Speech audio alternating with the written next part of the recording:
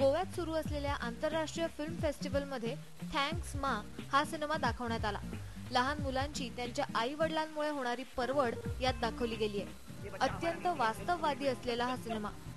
Film maker Irfan कमाल याचा हा पहिलाच सिनेमा असला तरी त्यासाठी त्यानं जवळपास 270 मुलांचं निरीक्षण केलं आणि मग घाटकोपर मधून अशा 5 मुलांची निवड केली जे स्वतः वाईट अवस्थेत जगतायत। किसका बच्चा है ये? मेरे को मिला मेरा। त्यानं त्या मुलांची पूर्णपणे जबाबदारीही स्वीकारली आणि मुंबईतल्या रस्त्यावर जगणाऱ्या मुलांच्या या सिनेमात याच मुलांना प्रमुख भूमिका दिली। खूप चॅलेंजेस होते कारण मला या सिनेमात एक जिवंतपणा दाखवायचा होता आणि त्यासाठी मला तशाच स्टारकास्टची गरज होती।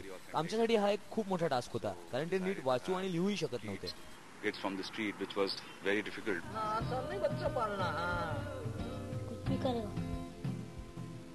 म्युनिसिपालिटी घाटकोपर हे एका मुलाचं नाव आणि त्याच्या इतर मित्रांची नावही तितकीच इंटरेस्टिंग आणि ती म्हणजे सोडा, सुरसुरी, कटिंग आणि देडशाणा। These names are very Bombay. Ranvir Shorey, Barry John, Raghubir Yadav या कलाकारांना घेऊन हा सिनेमा नव्याने बनवण्यात येणार आहे। पुढच्या वर्षी फेब्रुवारीत तो रिलीज होईल। इसको इसकी माँ को देगा और किसी को नहीं देगा। मनीषा महालदार, IBN लोकमत, गोवा।